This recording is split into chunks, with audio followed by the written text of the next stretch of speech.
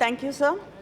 The Indian Railways is the fourth largest railway network in the world, carrying nearly 23 million travelers every day. It is also the eighth largest employer, and it has more than 13 lakh employees as of March 2017. While the railway revenues for 2019-20 is estimated to increase by 10%. The total expenditure for 2019-20 is also projected to increase by 9%. The major expenditure under the railways are salaries, pensions, fuel, leases, whereas the budget allocated for new lines is only 7,255 crores. It was proposed as a part of the budget speech that the railway infrastructure would need an investment of 50 lakh crores between 2018-2030. Public-private partnership has been proposed to unleash faster development and delivery of passenger and freight services. According to this government, the solution for everything is privatization. The railways is also, we have to remember that the railways is also one of the largest networks, and till today it has been managed by the government single-handedly and successfully. And to propose, and now they brought this proposal to allow PPP and private investment into the railways. I'd like to bring to the notice of the ministry through you that in 2015, the Committee on Restructuring Railways has observed that in the railways, accounting is neither scientific nor accurate. So when there is so much confusion when it comes to accounting, why would any private company want to invest when they want a clear roadmap about where their investment is going, what they are going to profit out of it? They want a clarity about it. When there's no clarity and the accounting is not very clear, why would any private investor want to come and take up this partnership? And according to you, the railways has to become a profit-making company, an organization, but it's making losses. Why will any private player, what is the incentive for them to come and become part of this loss-making enterprise? And I would like to ask, who is going to compensate them? Whether the central government will be compensating the cost for the private player, or will the passengers have to be bearing the burden of this? And the PPP model is seen as a vehicle for development. But unfortunately, even during the last budget, a grand announcement that the PPP will generate 6 lakh crores of investment was made. But ultimately, there was no offer from private or multinationals. Our own government, PSU, LIC was finally approached for 1.2 lakh crores as loan. And the railways hasn't been able to even utilize the 30,000 crore loan which the LIC has given to them. Allocation of funds towards Depreciation Reserve Fund, DRF, allows the ministry to finance cost of new assets, replacing old ones. But the appropriation for the same has decreased significantly over the years.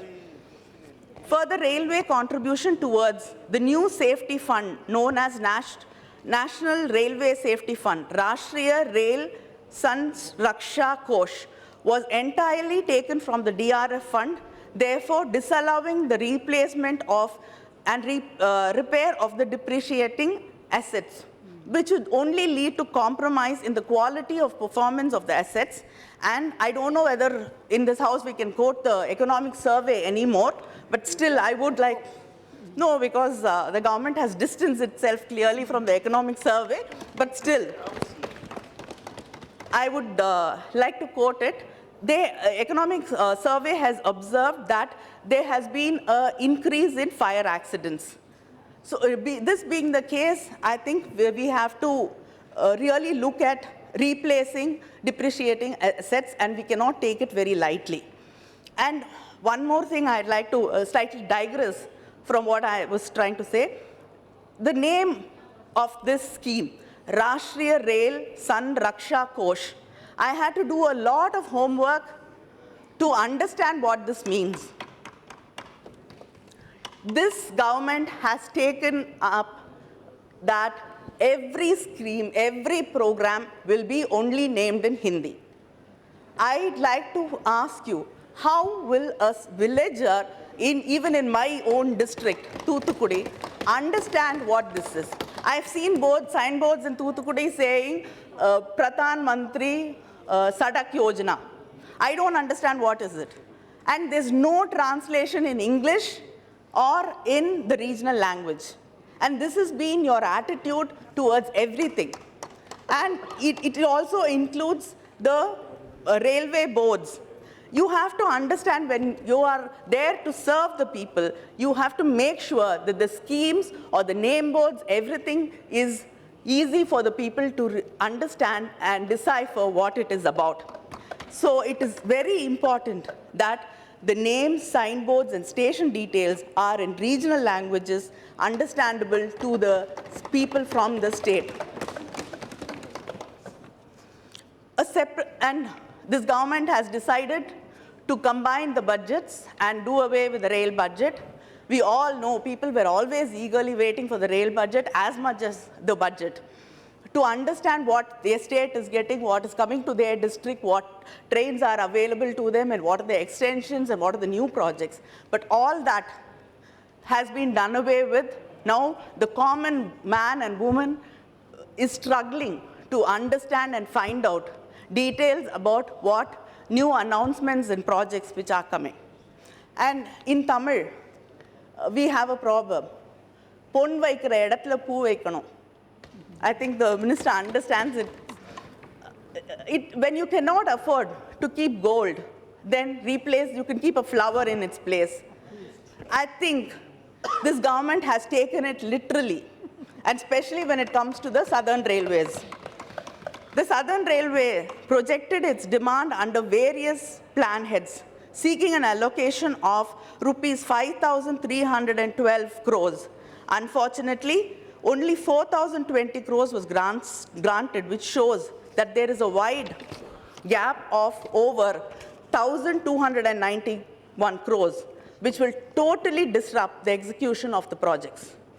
And a very important new line between Sriperumbudur, Guduvancheri, sanctioned in the last budget at a cost of 839 crores, is given only a token of, this is not even flower, sir, only 10 crores.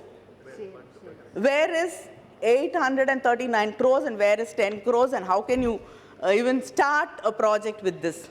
The Southern Railway's proposal for gauge conversion has also been ignored, as only 245 crores was sanctioned against the demand of 424 crores. The railways, the most affordable means of transport for the economically underprivileged today, is losing its patronage, and especially in the non-suburban section, the second-class passengers number has fallen about 61 million in 2018-19 when compared to 17-18. There is stiff competition from the buses, road transport, and the airways. But the railways is not really getting its act together and do anything about that. And most of its freight depends on coal. More than 40% of it is coal. They have not looked into bringing other kinds of cargo for the railways. And transporting smaller packages and containers, all that has not been explored. But they think the private investment is the only answer for everything. The experience of the PSU banks, BSNL, and other PSUs should be a case study for the Government of India. But unfortunately, it's giving a 100-day plan to corporatize modern coach factory in Raebareli and production units like ICF Chennai and RCF in Kerala. The integral coach factory founded in Chennai has generated direct employment to 10 to 12,000 employees and indirect employment to 30,000 people who live around and are engaged in small-scale industries around Chennai city. Since its inception, in 2019, the production of ICF exceeded double the capacity. The train 18, and I think the honorable member and the BJP also mentioned it, has claimed that the same, by the same railway minister as a success story of Make in India was produced at ICF at a cost of 100 crores, whereas multinationals globally produce it at the cost of 250 crores. So this is a real success story by the ICF, but does the government really want to pay 250 crores to a foreign company, a foreign national, whereas we can do it for 100 crores within India? Is this what you mean by Make in India? And I'd like to tell the government that any attempt to corporatize, privatize ICF, Indian Railway, or the Salem Steel Plant will be resisted by the people of Tamil Nadu, the DMK, and my leader, M.K. Stalin. So, there is a long-standing demand for the creation of a new division in Southern Railways, which at present consists of 6 divisions: Chennai, Tiruchi, Salem, Madurai, Palakkad, Thiruvananthapuram. And from... Whenever a member speaks, please don't cross the member, please. Pardon? No, I'm talking to you. Okay. Salem, and after the division in Salem has been created, there's no development there. And the MP from there has categorically asked me to mention it to you here. A new division comprising of Thoothukudi, Tirunelveli, Kanyakumari, and some parts of Thiruvananthapuram division, which falls in Tamil Nadu, must be created in Tirunelveli. During the budget 2008-2009, the railway minister sanctioned survey for construction of new broad gauge line between Karaikudi, Kanyakumari, via Ramanathapuram, Thoothukudi, Tiruchendur along the eastern coast. Subsequently, a survey was conducted for the length of 462.47 kilometers, and the report has been submitted to the Railway Board in 2011. But the issue is still under examination. I urge the ministry to revive the project. Same way, there are 12 projects which are stalled and have to be revived in Tamil Nadu, and I request the ministry to rename the E-Road railway station as Thandai Periyar railway station. Now, please conclude. And I'd like to talk about my constituency, Thoothukudi.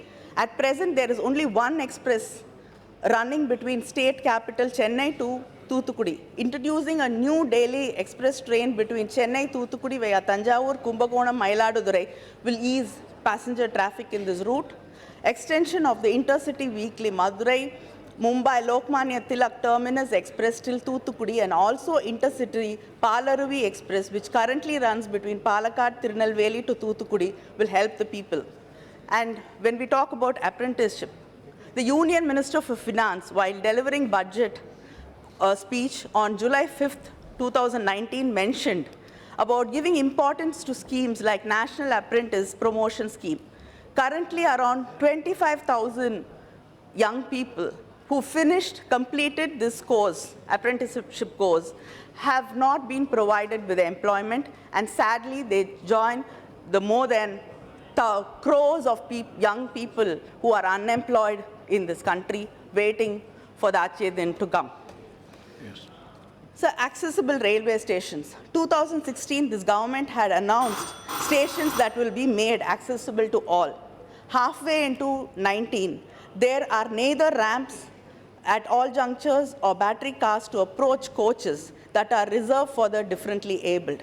And the reserved coaches are often used by others who obstruct the entry and exit of the specially abled. So we have to understand that it is their right. Yes, we are please. not doing charity to the differently able people. Last point, please wind up. Just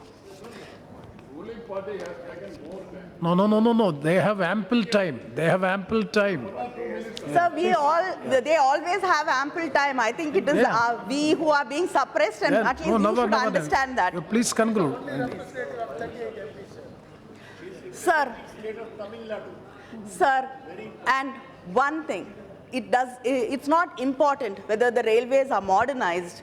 If we have Wi-Fi in the railway, we have bullet trains, I think that is immaterial.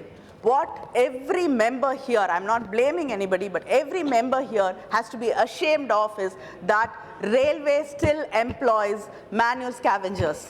We have to be ashamed of it. They might deny it. They've denied it before. They have said that railways do not directly employ manual scavengers, but it is done through contractual labor. Just because you want them to be invisible, they are not invisible. Thank you. More than 95,000 people are employed as cleaners, and they work as manual scavengers, and it is a shame to this nation to continue this. Now And there are no rights, no gear to protect them. And next speaker one more is thing, Sri Sudhir my last point, sir. Yep. We are talking about railway safety, which is a concern to all of us here. I think the safety of the passengers inside the trains are also becoming a concern. Yes. 28th June 2019, 17-year-old Hafiz Mohammed Niaz, a student. No, please don't go to the exam. So 1 minute, a student was abused, assaulted, stripped inside a passenger train in Sambal district by some youngsters, and he was thrown out of the train. In 24 June 2019, Hafiz Haldar, a 26-year-old, had been going to Hooghly, and a group of people were chanting Jai Ram, and he was forced to chant the same. But when he refused, he was beaten up, and they threw him out of the station. 22 Next is Sudhir June Kumar Bandyopadhyay, 2017, Junaid Khan, a 14-year-old, was harassed, lynched, and fatally stabbed when he was returning from Delhi. Sir, and one more thing. This government is very keen on protecting... Sudhir Kumar Bandyopadhyay. 1 minute, sir. This government is very keen on protecting Muslim women, our Muslim sisters, so I'd like to mention this also. On 26 June 2016, 2 Muslim women were thrashed and abused by Hindu activists in Madhya Pradesh because it was rumored that they were carrying beef. The women were slapped, kicked, in the railway station. Sir, I'd like to Please conclude. You don't go for all the examples. You just conclude. 1 minute, sir. Oh, please. So 1 minute. Just one. Sir, if the safety has to be maintained. Yes, safety is important, Yes, not just for the trains. Yes, The please, people please. inside the coaches should be safe. Thank you. And I really like to reiterate that railway safety is not the only concern. I think everybody in this country should feel the disabled, the unemployed, and the minorities should feel safe and that they belong to this country. Yes, Sudhir. Thank you.